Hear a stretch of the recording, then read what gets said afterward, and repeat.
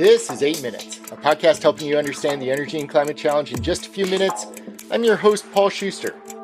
There are times that I think my industry is just a random assortment of media headlines that tell us conflicting messages.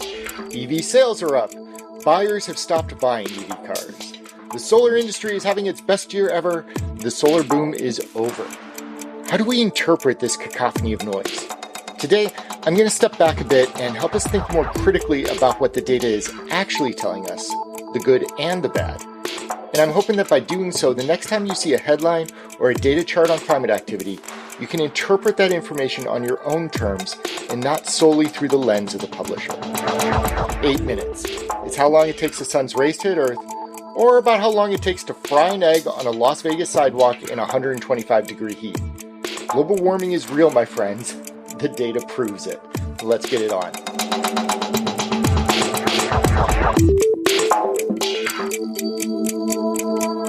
I came across a headline this week entitled, "More Buyers Worry About EVs." AAA, which had conducted their annual survey of American car buying trends, found that only 18% of U.S. consumers were interested in buying an EV as their next car, down from 23% in the previous year. A similar article from Money magazine declared EV sales are in a slump. Why aren't more car buyers going electric? Do a quick Google search, and you'll find similar headlines from Forbes, Harvard Business Review, and many others. Or consider the knee-jerk interpretation that EV sales plummeted in the first quarter of this year, dropping 15.2% from fourth quarter figures. Worried yet? Look, there are some legitimate concerns being raised in this data, but the doomsday headlines are specifically focusing on negative data and glossing over a lot of real positives in the EV industry. For one thing, let's address that drop in first quarter sales. Anyone who's been inundated with car sales commercials during the holiday season can probably surmise that the fourth quarter every year is the automotive industry's biggest sales time. Every single year, car sales fall when comparing first quarter to fourth quarter results. And that goes for ICE cars too. When compared to the previous year's first quarter sales, EV sales were actually up 2.6%. The growth of the EV market continues. But then, why are there so many articles about the decline of EVs? That it's in a slump? This is a matter of perspective. The growth rate for EVs in 2022 was a staggering 55% according to the World Economic Forum. In 2023, that growth rate had cooled to 35%.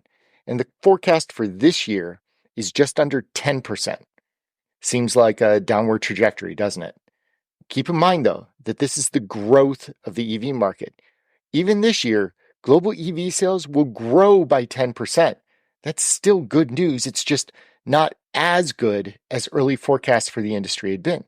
Those forecasts from just a couple of years ago had predicted a staggering growth level that, well, hasn't come true. Is that a market problem or a forecasting problem? Probably a bit of both, as the declining growth rate does reveal some weaknesses that will need to be addressed in order to continue on a growth trajectory, namely cost and infrastructure. Getting more chargers out there is paramount, but perhaps obviously the cost of these cars just hasn't come down fast enough to meet forecasts.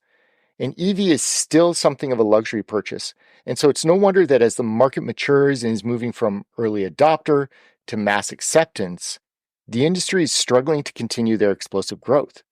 The next generation of buyers are really concerned about upfront costs when the OEMs are able to drop the price of these vehicles. The market will respond.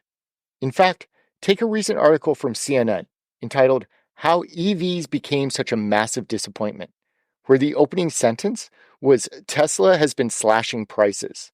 Hey, if you're an investor in Tesla, that's a worrisome trend. If you're an EV enthusiast, though, slashing prices is exactly what is needed. McKinsey recently published an outlook saying that they are revising their forecast to where only 29% of new cars sold in the US in 2027 will be electric.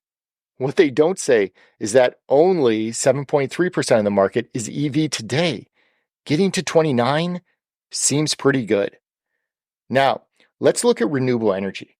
I could probably rehash similar concepts from the EV conversation, slowing growth rates, missing forecasts. But a lot of those interpretations are going to be the same as before. Namely, the industry keeps growing. It's just at a slower pace than what we've come to expect. What's more interesting to me is in those corporate commitments to fully run operations by building new renewable energy projects and how that data should be interpreted. The Clean Energy Buyers Association, CEBA, publishes a deal tracker every quarter where they add up how many new renewable energy deals have been publicly announced by big corporations. In 2021, those companies were responsible for bringing over 12 gigawatts of new renewable energy onto the grid, a number that rose to 16.5 gigawatts in 2022. That's good news, right? I mean, that's a lot of new renewable energy coming online. And yes, it is good news, but let's look at it critically, because a good chunk of that renewable energy is going towards powering new data centers that require new sources of electricity, or to frame it another way, some of those new renewable energy projects are not displacing existing fossil generation. They're simply adding on top of the current mix. Yes, it's good that AI and cloud computing and the benefits that we receive as a society from those innovations are being powered by renewable sources, but just adding new projects isn't enough. We have to retire old fossil facilities as well. In 2021, when CEBA was touting the 12 gigawatts of additional renewable capacity, only 4 gigawatts of coal capacity was simultaneously retired. Amazon says that they received effectively all of their electricity last year from renewable resources. To simplify that, it means that each new renewable deal that they sign going forward is going to be for new load. It's not to replace existing coal or gas energy. Which brings me to my last point. Combating climate change is not about simply adding new renewable resources or new EVs on top of what we're currently doing. We need to remove fossil fuel burning activities as well, or emissions simply won't come down. Our planet doesn't care about the increased percentage of renewable generation in the mix, or the increased number of EVs on the road.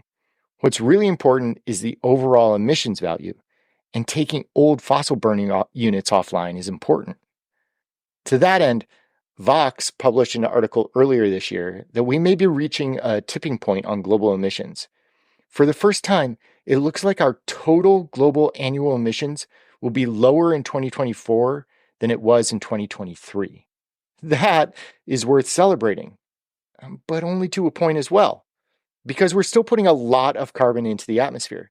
Just because it was less than it previously was, doesn't mean that every additional ton isn't harmful. The Vox article made the mistake of indicating that the worst was behind us, and that's simply not true. A true interpretation of the data would suggest that we're more like at the halfway point. We've reached the top of the hill, if you will, and can start to really work on coming down. But until we reach zero emissions and begin to take carbon out of the atmosphere, we're still doing more harm than good. That's why climate data is so challenging to interpret. On the one hand, let's celebrate the successes of increased solar and EVs. Let's tout the downward trajectory of global emissions. Let's disconnect reality from hyperbolic forecasts. But let's do all of this with a view towards critically thinking about the underlying data, both towards the good and the bad. I'm Paul Schuster, and this has been your 8 Minutes.